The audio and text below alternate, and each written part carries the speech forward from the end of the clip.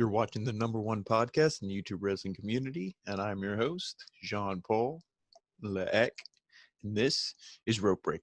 Family, here we are, Tuesday morning. It is the go-home show of Monday Night Raw for TLC. Was it a good show?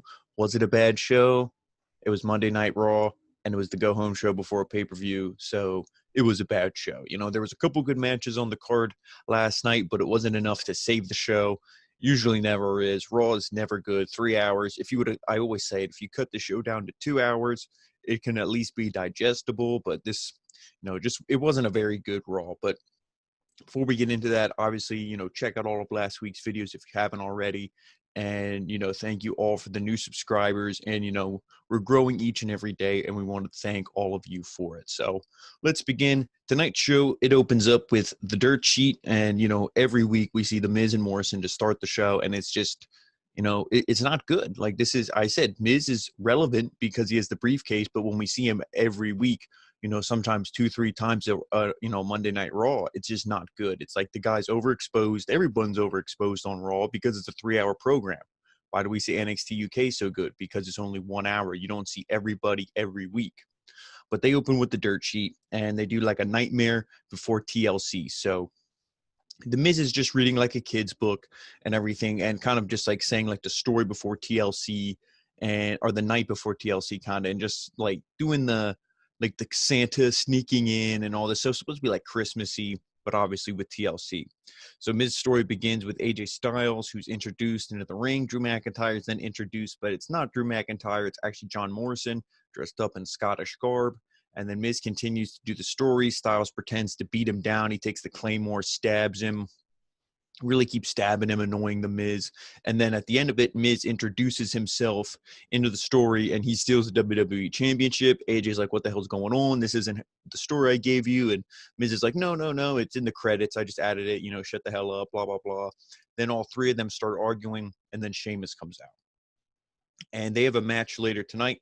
Styles says that while the three men in the ring like to play with their swords, he likes to fight with his fists. And then AJ says that Sheamus is not part of the solution, but the problem. Sheamus gets ticked, and then AJ throws a Christmas tree at him, and it backfires. And then because Sheamus picks up like a present, one of the big presents that was in the ring, throws it and knocks out AJ.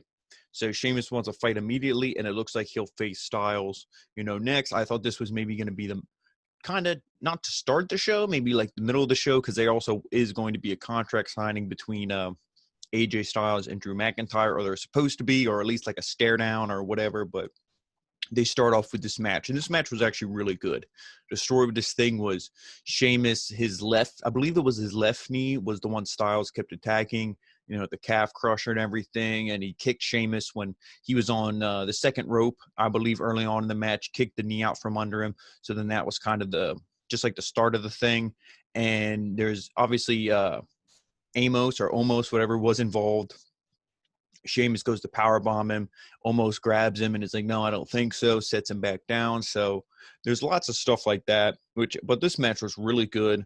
Took up a good portion of the first hour of Monday Night Raw, and at the end of this thing, AJ goes for the Styles Clash. Sheamus reverses it into a white noise for a near fall. Sheamus goes to the top for a white noise again, but Styles slides out, rolls him up for the 3 count, and he remains undefeated. So it was that knee, and when he rolled out and, kind of just threw Sheamus to the mat, he hit that knee really bad, and, the pain was too much. So AJ Styles wins. But like I said, really good match, probably the best match of the entire night, I would say. These two guys are legit. Sheamus, I'd love to see in the title picture at some point. AJ Styles, obviously, is always in the main event where he should be. Post-match, Styles is running his mouth. Sheamus takes exception and tries to attack him, but almost intervenes, wrapping him up in the ropes by his feet. And then he gives Styles a chair, and then Styles proceeds to beat the shit out of him, hitting the left leg, the chest, the stomach, everything just boom, boom, boom, knocking out Sheamus as they go to the commercial. In the back live, we see Bobby Lashley, and the rest of the Hurt Business, they're all there talking to it might even be the same jabroni from last week. And he's like, oh, guys, I have some of these bro nuts. They're really good. And they're like, bro nuts, what the fuck? And they're like, what goes good with bro nuts? Milk. And they dump a whole thing of milk on him, and they laugh at him. And then MVP, he's asked about Riddle because Sarah Schreiber was walking. Cedric calls her over. And, MVP says that he's no he says he's no MVP and he'll teach him a lesson when they face off tonight. MVP then hypes up Lashley, Cedric Alexander, and Shelton Benjamin in a 6-man tag against the New Day and Jeff Hardy. Lashley says that he will send them to their own world of hurt. So, a good promo. I like them, but in the suits and everything, picking on these guys. The only thing I don't like is we're going to see this match at TLC, the Hurt Business and the New Day. And we've seen it, the past 3-4 weeks, we've seen some combination of these guys wrestle. And that's just, look at the thumbnail. Preview for TLC. You don't even need to watch the pay-per-view if you watched the past couple Monday Night Raws, because we've seen all these matchups. So then we transition to the baby faces. They're prepping for their entrance. Riddle proposes that he team up with them, and they agree, and he's calling himself Bro E. Connie's like, I know you guys miss Big E. I'll be Bro E. So he's going to be out there, in their corner, like MVP is going to be in the corner of the Hurt Business. So then Hardy comes out first. He's accompanied by Riddle, and then the New Day follow, and the heels come out after, and this match gets underway. And this match was all right. The Hurt Business looked good in this. The New Day are good wrestlers. I just can't stand, their personality. Putting Jeff Hardy with them, I didn't like, because it's one of the things what doesn't belong here. Clearly, it's Jeff Hardy. He sticks out like a sore thumb. He got beat by Lashley last week. And what happened? He got beat by Lashley this week. It was a pretty good match. Like I said, the Hurt Business looked good, but Hardy was definitely in there to be the fall guy, because at the end of this thing, Hardy, he counters the Hurt Lock, and he hits a few elbows. He goes to the top, but Cedric crotches him from the outside. Then Lashley takes advantage and submits Hardy. So, again, Jeff Hardy taps out. The champs they don't get pinned here or submit. So hopefully they do get pinned or submitted at the pay-per-view, because I don't want to see the New Day be tag team champs anymore. And when they lose the belts, I don't want to see them be tag team champs for a long time. Know when they can be tag champs? When Big E's back with them. When it's the three of them, and hopefully, like I said, that's not for a long time. Let's get a singles run out of Big E, because Kofi and Xavier they're annoying to me. I don't know. I can't get behind them. So then we go to the back, and Lana, she's confident and strong in the lead up with her tag match with Asuka for the titles at the pay-per-view. Asuka hypes her up, and for her match tonight against Nia Jax, telling her that she's brave and strong. So then we get this match, and this match was like, I said to Juan, I think him and I could put on, a way better match than these two. And we've never stepped in a ring. Well, he hasn't, Jean Paul's the man. But, anyway, this was just bad. It wasn't good at all. They just, how did this go? It was 30 seconds. I don't even remember what they were doing. Lana was getting thrown around, but Nia Jax goes up to the top or on the middle rope. And then she pretty much just throws her down and then covers her 1, 2, 3. That was it. This match was Solana wins, and then you think, okay, you don't know what to think. You're like, okay, like now what? Like, what's gonna happen? Are the champ's gonna win?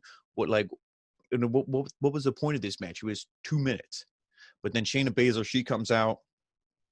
And then Asuka, and they proceed they just beat the shit out of Lana. Shayna then cranks hard on Lana's left ankle and removing her shoe to get more torque. And then Jax lands 2 leg drops onto Lana's ankle.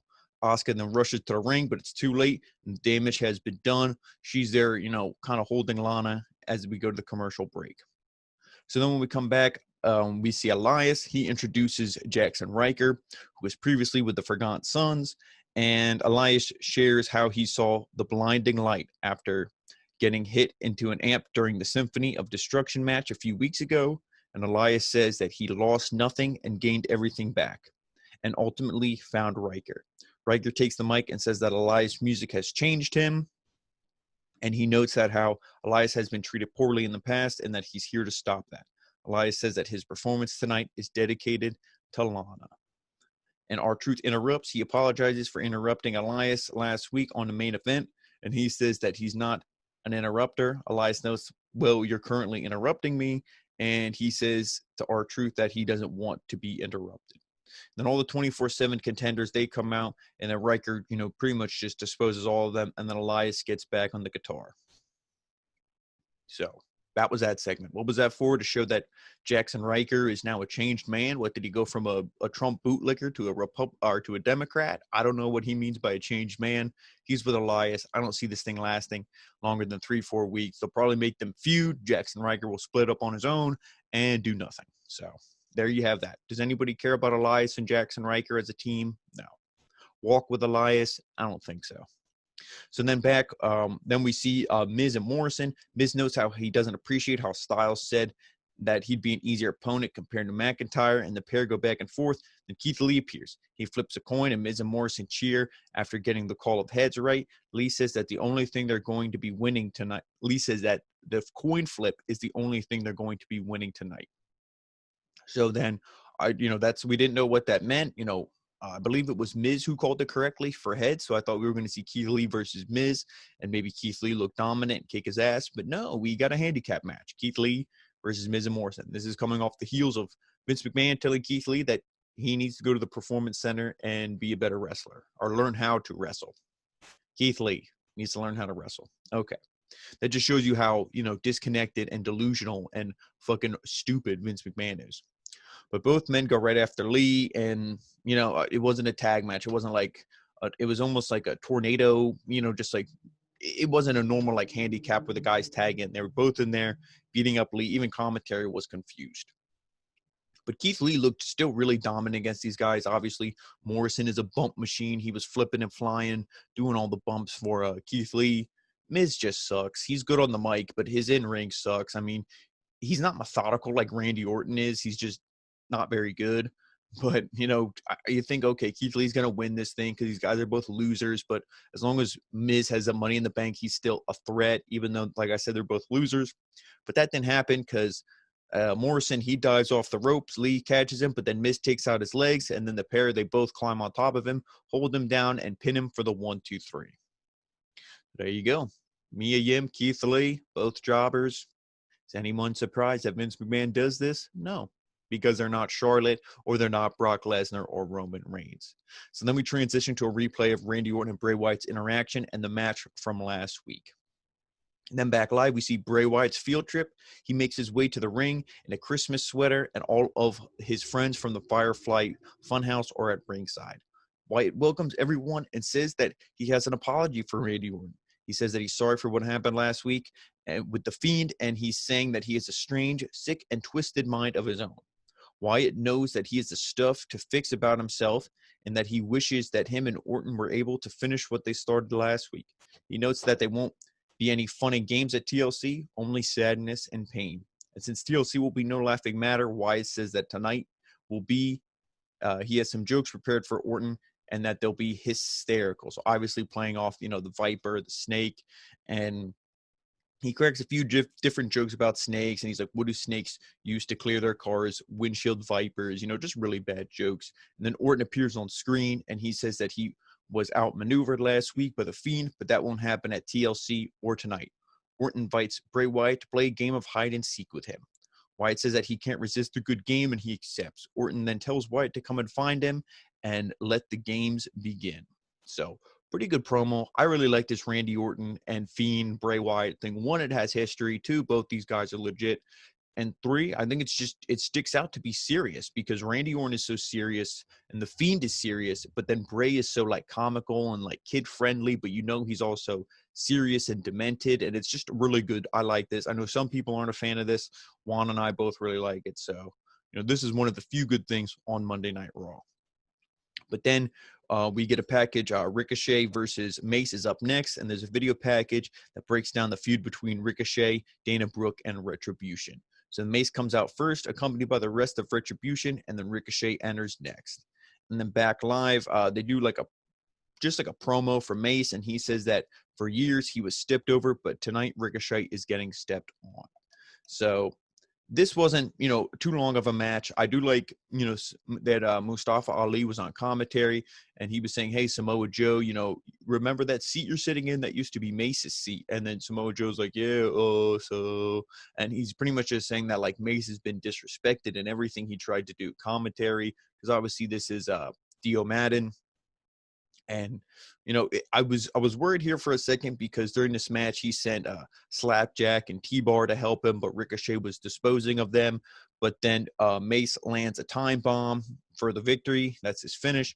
After Mustafa Ali tells him to finish it, boom. So the winner is Mace, which is the right thing to do. Obviously, you had all this interference. Ricochet, I would love to see him and Mustafa Ali kind of in like a steel cage, do it like old school where it's like, I'm sick of all your goons attacking me. I want you and me in a steel cage, no interference.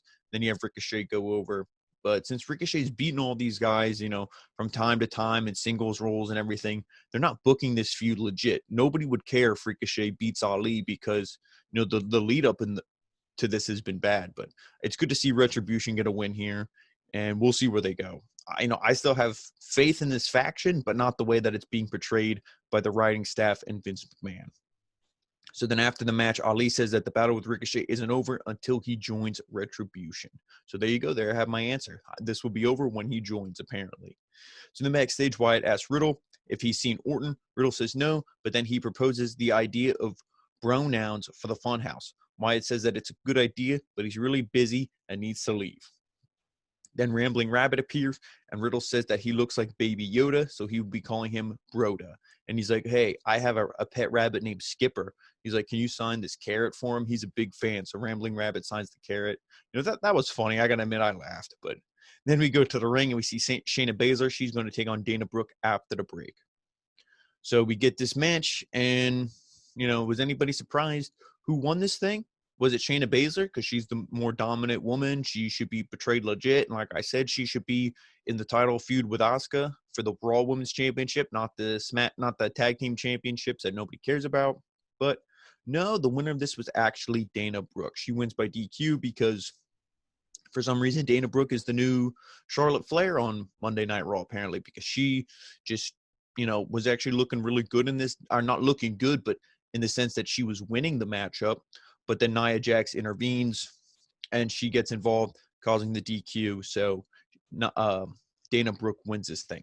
But Jax and Shayna, they beat down Brooke after the match. But then Mandy Rose, she returns, hitting both women with a kendo stick. And then Asuka comes out as well, taking out the champs. Brooke and Asuka and Rose then celebrate in the ring. And it's also announced that Lana, was beat down, or from the beatdown, after her match. She was injured, so she won't be able to compete at TLC. So now it's a mystery partner. Will it be Dana Brooke? Will it be Mandy Rose? Who will it be? They'll be teaming with Asuka. That's exciting to see. Hopefully, it's not either of those two women. I would like it to be a surprise, somebody cool, but we'll see. They probably won't do anything cool because it's WWE Monday Night Raw. They don't care. So then backstage, we get R-Truth. He's talking about his cousin who got 5 to 10 for excessive loitering.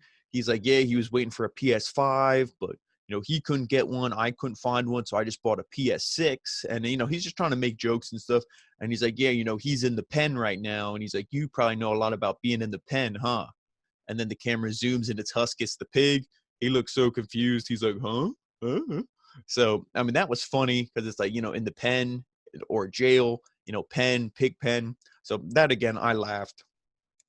So this was good. And then, Bray Wyatt shows up. He's looking around and he's like, oh, like, is this your kid? And then Bray looks at him like, what? And he's like, oh, you have such a lovely family. So, it was entertaining stuff. This is good when R-Truth just does this little comedy shtick like this backstage. But the 24/7 stuff, I don't really need to see it on my TV. Then back live, Wyatt is looking for Orton. He sees an old rocking chair in the middle of a vacant black room, and he goes to inspect it. And then he sits down in the chair, but behind him, Orton pops up, and then he takes down Wyatt, throwing him all over the backstage area. Orton then locks Wyatt in a large crate, and he lights the crate on fire. So almost similar like to The Undertaker when he lit that on the casket and everything on fire. So that was really cool. Then Orton looks at the fire as it continues to burn. All of a sudden, the lid flies open, the Fiend breaks out, and he gives the mandible claw on Orton, knocking him down as it goes to commercial break. So really good there.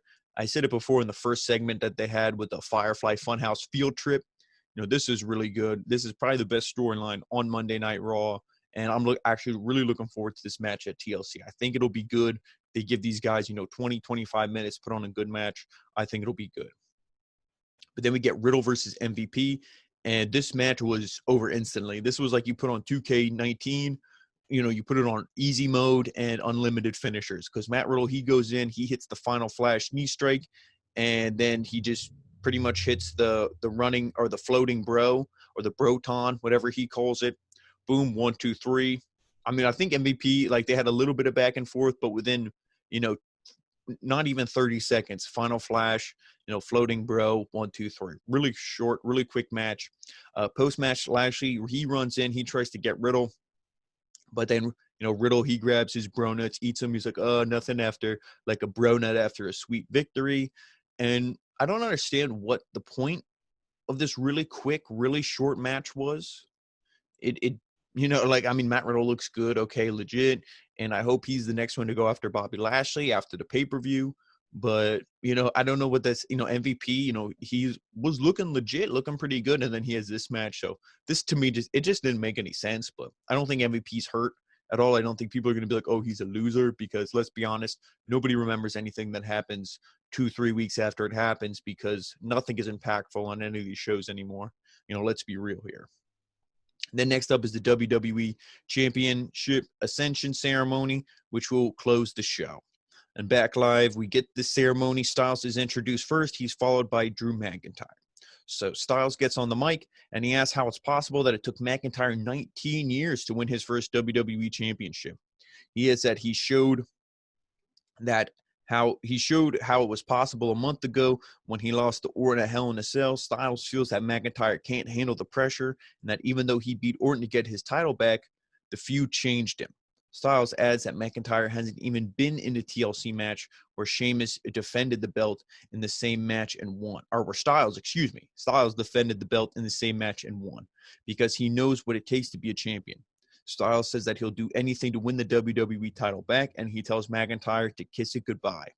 McIntyre says that Styles' comments were compelling, but it's his time to chime in. And then he says that his goal is to remain champion, and it's one thing to get to the top, but it's a whole different thing to stay on top. McIntyre then tells Styles that he's the champion who led WWE through uncharted waters in 2020, and that he thrives under pressure. He said, I'm the champion that's going to tear you apart. McIntyre then closes by saying that he'll do whatever it takes to remain champ as his belt is raised. I don't understand why they raised the belt. This was weird to me, because it's like, aren't you going to just lower it back down and give it to him? Isn't he going to hold the belt for the rest of the week, or is it going to just be hanging above, the ring for the next, 5-6 days? So I didn't get that. And Styles, he gets back on the mic as dramatic music plays. He tells McIntyre it's not just him he has to worry about at TLC. And the Miz and Morrison appeared. They knocked down a ladder onto McIntyre, beating him down along with Styles. McIntyre hits a Claymore on Miz, and then a Claymore onto a ladder on Morrison. And then he hits Styles with a right hand and stands tall in the ring. Almost then Chuck Steele steps in the ring, distracting McIntyre, and then Styles hits phenomenal forearm onto the champ. Right after, Almost chucks a ladder in the ring, and the Styles beats down McIntyre. Almost then hands a chair to Drew, and Styles blasts him with that. And then Almost then completes the trifecta by passing Styles a table. Styles then climbs up a tall ladder and hits McIntyre with an elbow drop. He then pulls down the WWE Championship and mocks Drew. So that's how we see the show close. AJ Styles holding the belt. If you follow, the trends, that means Styles probably won't win at the pay-per-view. And even though he has the help of Omos, and there's always the looming threat of Miz and Morrison. But there you go. That was the go-home show. Like I said, to me, it wasn't very good. You had the great match with Styles and Sheamus to start the show. I love everything with Randy Orton and Bray Wyatt. And I also like, Drew McIntyre, AJ Styles. It would feel more legit if Miz and Morrison weren't in it. That's my only thing. If, maybe Miz and Morrison were, maybe feuding with a different tag team, or maybe they were just, doing their own singles thing, and would just see Morrison's music, or Miz's music would hit at TLC, that would be like, oh shit, we didn't even, we knew he had the briefcase, but we didn't know he was going to cash in tonight.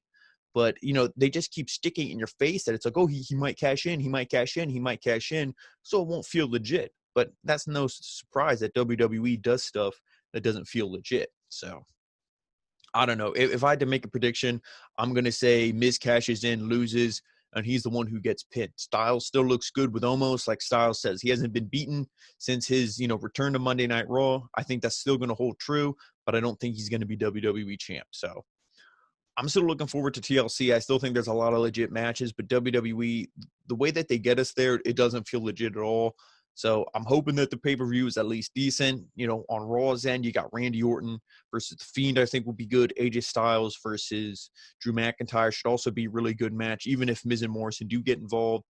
And you have the tag team match with the New Day and the Hurt Business, I think will be good if the Hurt Business goes over and wins. And then you have Nia Jax and Shayna Baszler versus Asuka and a mystery partner. I mean, the only thing that would be legit if Kairi Sane comes back, which we know that's not the case. So, and it's not going to be like a call-up of an Io Shirai. She's still the NXT Women's Champ. So it's probably not going to be anything legit. It'll probably just be Mandy Rose, and they'll probably win the belts, and then Asuka will just give it to her and Dana Brooke, and then she'll just be the regular champ, and I don't know, maybe feud with Shayna or something. I don't know. If that happens, then, I guess I'm a pretty good booker after all, but we'll see. Like I said, TLC is forming up to be a pretty decent pay-per-view. But, like Monday Night Raw and SmackDown, just getting us there has not been fun. So hopefully the Royal Rumble, that hopefully after this, the Royal Rumble build is good. We start to maybe see some pieces, kind of figure out maybe who's going to be in it, who might be, the top people to win on the men and women's side. So hopefully, 2021 brings, good wrestling and just good, overall for the rest of the world, because we definitely need it. So guys, thank you so much for watching.